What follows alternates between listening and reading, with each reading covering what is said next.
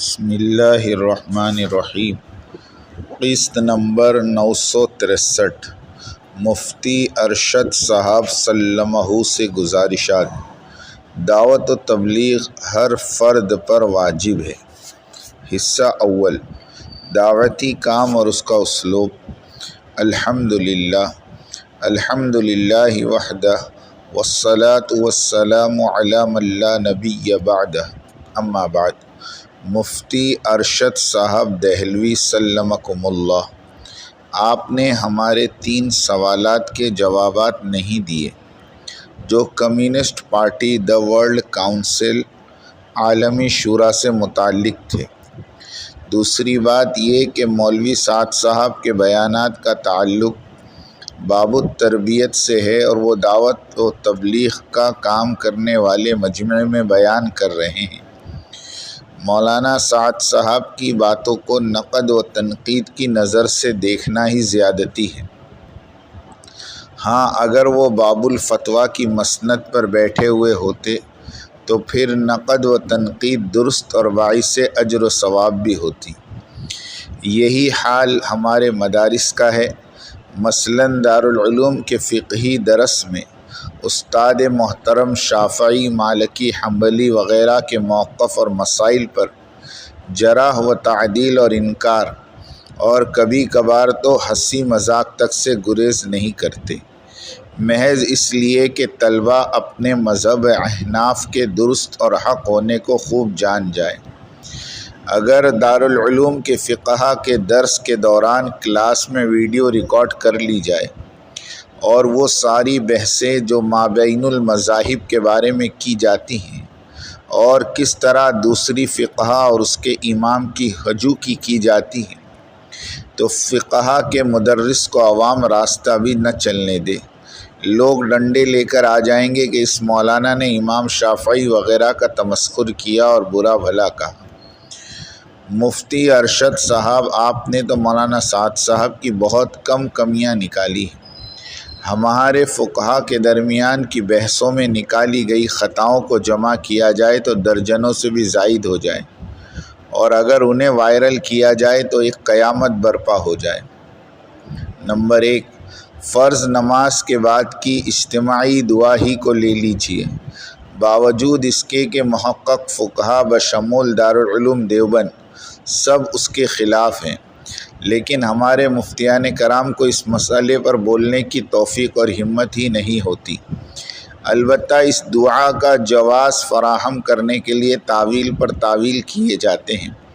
اس طرح کے فقہی مسائل کا ایک انبار لگا ہوا ہے۔ آج تک تو ہمیں بزرگوں نے منع کر رکھا تھا کہ علماء جیسے بھی ہوں انہیں نہ چھیڑا جائے، اس لیے کہ اس سے مدارس کا نظام تتر بتر ہونے کا خدشہ ہے۔ لیکن مفتی ارشد صاحب جیسے متعصب لوگ تبلیغ اور دعوت پر اور اس کے امیر پر پنجہ کسنا شروع کر دیں گے تو ہم بھی مجبوراً اپنا دفاع کرنے کی جسارت کریں گے۔ آپ کی تبصرہ شدہ باتیں تبلیغ مخالف علماء 100 سال سے لکھتے آ رہے ہیں، اور ہمارے کارکن اور علماء حق جو رات دن امت مسلمہ کی ہدایت اور بازیابی کے لیے فکر مند اور پریشان رہتے ہیں، وہی کہتے پائے گئے ہیں کہ تبلیغ والوں کی خامیاں کوتاہیاں اس سطح کی نہیں ہیں جن سے حرام حلال ہو جائے اور حلال حرام ہو جائے۔ بہت سے بہت بعض باتوں میں غلو کا امکان رہتا ہے، لیکن وہ غلو بھی سنت، سادگی اور تقوی کو زندہ کرنے کی بنیاد پر ہوتی ہے، اور تحریض اور تشکیل تو ان تبلیغ والوں کی جان ہے، کلید ہے۔ پھر بھی ہم نے آپ کے پوائنٹس محفوظ کر لیے ہیں، ان پر کلام کیا جائے گا۔ جو اعتراضات قابل رد ہیں ان کا سد باب بھی کیا جائے گا انشاءاللہ۔ حق تو یہ تھا کہ مرکز نظام الدین اور مولانا سعد صاحب دونوں آپ کے قریب ہیں، وہاں آپ تشریف لے جاتے اور خطاؤں کی نشاندہی کرتے تو حضرت جی رابع خوش ہو جاتے، اور اصلاح کا صحیح طریقہ بھی یہی تھا۔ خیر، ہر آدمی کی اپنی اپنی مجبوری ہے۔ اللہ تعالیٰ آپ کو الفصیح افصاح میں سے بنا دے، الفضیح افضاح میں سے نہ بناویں۔ دعوت و تبلیغ ہر فرد پر واجب ہے۔ تبلیغی جماعت اور اس کے امیر حضرت جی مولانا محمد سعد صاحب دامت و برکاتہم پر اعتراض کرنے والے معترضین حضرات کے اعتراضات کو کتاب اور سنت اور سیرت کے حوالے سے دیکھنے اور سمجھنے کے بعد میں جس نتیجے پر پہنچا ہوں، میں چاہتا ہوں کہ اس کو بلا کم و کاست بغیر کسی مداہنت کے سارے مسلمانوں تک پہنچا دوں، اور میری اس کاوش کا مقصد اس کے سوا کچھ نہیں کہ اس عظیم تبلیغی اور اصلاحی تحریک کو ہر قسم کی سیاسی اور مذہبی اور عصری مروجہ اختلافات اور ٹیکنالوجی کے نظام سے پاک صاف رکھا جائے۔ اس میں کوئی شک نہیں کہ تبلیغی جماعت ملت کا ایک بیش قیمتی سرمایہ ہے جو دین سے ناواقف عوام میں اصلاح اور تذکیر کا ایک نہایت اہم اور نفع بخش کام انجام دے رہی ہے، اور ساتھ میں اہل علم حضرات کو وراثت نبوی کی حقیقی پاسبانی کے لیے ترغیب اور ترہیب کے ذریعے آمدہ کر رہی ہے، اور بحمدللہ اہل علم حضرات کی جم غفیر تعداد نے اس دعوتی کام کو خوشی خوشی اپنایا اور اپنے ذمہ دارانہ فرض منصبی کو نبھا بھی رہے ہیں، اور علماء کی سال سال 2 سال 3 سال کی جماعتیں نکال رہے ہیں، اور خود بھی دعوتی عالمی تقاضوں پر وقت لگا کر کام کو سنبھالا ہوا ہے۔ یہ کوئی افسانہ نہیں بلکہ حقیقت ہے کہ سیدھے سادے عوام کے اندر دین کی ابتدائی اور بنیادی باتیں مثلاً کلمہ، نماز وغیرہ کی سمجھ اور شعور پیدا کرنے کا موجودہ دور میں اس سے بہتر اور آسان کوئی اور راستہ نہیں ہے۔ تبلیغی کام کی اہمیت۔ دعوت و تبلیغ یعنی امر بالمعروف اور نہی عن المنکر اس امت کا عین مقصد حیات ہے، اور یہی اس کی زندگی کا حقیقی نصب العین ہے۔ کنتم خیر امۃ اخرجت للناس تأمرون بالمعروف وتنہون عن المنکر وتؤمنون باللہ۔ لطیفہ: اخرجت للناس سے صاف بتایا جا رہا ہے کہ یہ ایک بین الانسانی اور ایک عالمگیر فلاحی مشن ہے جو اس امت کے سپرد کیا گیا ہے، جو حیات انسانی کے تمام شعبوں کو محیط ہے۔ مثلاً سابقہ ادوار میں تقریر اور تحریر اور اخلاق اور کردار کے علاوہ تعلیم و تعلم، تجارت اور معیشت اور سیاست اور حکومت جیسے محتمم بالشان شعبے بھی دعوت و تبلیغ کے لیے انتہائی مؤثر ذرائع ثابت ہوئے ہیں، اور اسی دعوت و تبلیغ کا ایک حصہ مدرسہ اور خانقاہیں ہیں۔ پہلے دعوت وجود میں آئی اور ایک عرصے دراز کے بعد پھر مدارس کا سلسلہ وجود میں آیا، اور 4 صدیوں بعد خانقاہوں کا نظام وجود میں آیا۔ وذکر فإن الذکریٰ تنفع المؤمنین، آپ نصیحت کیجئے کہ نصیحت ایمان والوں کو نفع دیتی ہے۔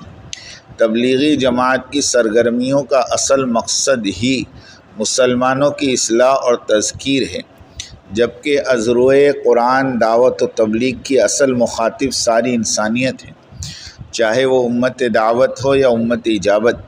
لیکن بہرحال مسلمانوں کی اصلاح کرنا بھی ایک بہت اہم اور مفید کام ہے۔ معترضین حضرات اگر تبلیغی جماعت کو اسی اساسی حیثیت پر قائم رہنے دیں اور اس کے اغراض اور مقاصد اور فضائل اور برکات میں کوئی حد تک آمیز بیان بازی سے باز آ جائیں، تو بلا شبہ یہ جماعت آج بھی امت کے حق میں ایک بہت ہی مفید اور نفع بخش جماعت ثابت ہو چکی ہے۔ اگر واقعی یہ کہا جائے کہ تبلیغی جماعت کی یہ تذکیری جد و جہد ہی امر بالمعروف اور نہی عن المنکر کا حقیقی مصداق ہے، اور جماعت کے ذریعے مسلمانوں کے اندر کی جانے والی اصلاحی کوششیں ہیں، تو دراصل دعوت و تبلیغ ہے تو اس میں کیا تردد اور کیوں اعتراض؟ تبلیغی جماعت کا منہج منصوص ہے۔ تبلیغی جماعت کا دائرۂ عمل صرف مسلمانوں کی اصلاح اور تذکیر اس لیے ہے کہ اس کام کے کرنے والے 95% لوگ محدود علم اور معلومات رکھتے ہیں۔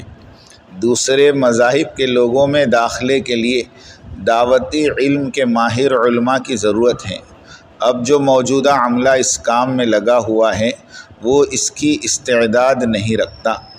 اس کام کے لیے مدارس اسلامیہ کو چاہیے کہ فقہ دعویٰ کے نام سے ایک نصاب ترتیب دیں اور 2-4 سال اس پر لگائیں تو طلباء کا ایک بیچ اس طرح تیار ہوگا تو وہ امت دعوت میں دعوت و تبلیغ کا فرض ادا کرے گا اور علماء کرام کا بھی حصہ اس عالمی محنت میں لگے گا۔ اس طرح ملت اسلامیہ کا ہر فرد داعی اللہ بن کر زندگی گزارے گا۔ خدا نہ کرے اگر یہ امت اجتماعی طور پر فریضہ دعوت کو چھوڑ بیٹھے گی تو خدا تعالیٰ کے نزدیک وہ مجرم ٹھہرے گی، پھر اس پر ذلت اور مسکنت کا وہی عذاب علیم مسلط کر دیا گیا جو اس سے پہلے قوم یہود پر مسلط کیا گیا تھا۔ برصغیر میں دعوت و تبلیغ کے ایجنڈے پر کام کرنے والی کوئی دوسری ایسی منظم اور سرگرم جماعت موجود نہ تھی، لہٰذا امت کا ایک بڑا طبقہ جس میں بڑے بڑے ذہین اور تعلیم یافتہ لوگ شامل تھے اسی کی طرف متوجہ ہو گیا، جس کی ساری عبقری صلاحیت جماعت کی انہی مروجہ سرگرمیوں میں صرف ہو گئی اور دعوت و تبلیغ کا کام عوامی بن کر رہ گیا۔ اور علماء اور مشائخ نے یہ کہہ کر یہ کام تو عوام کے لیے، ہم خواص کو اس میں لگنے کی کیا ضرورت، خواص کا انتہائی اہم اور مقدس طبقہ غربت اور اجنبیت کا شکار ہو کر رہ گیا۔ اللہ تعالیٰ انسانیت کی عمومی ہدایت کے فیصلے فرمائیں، آمین آمین آمین۔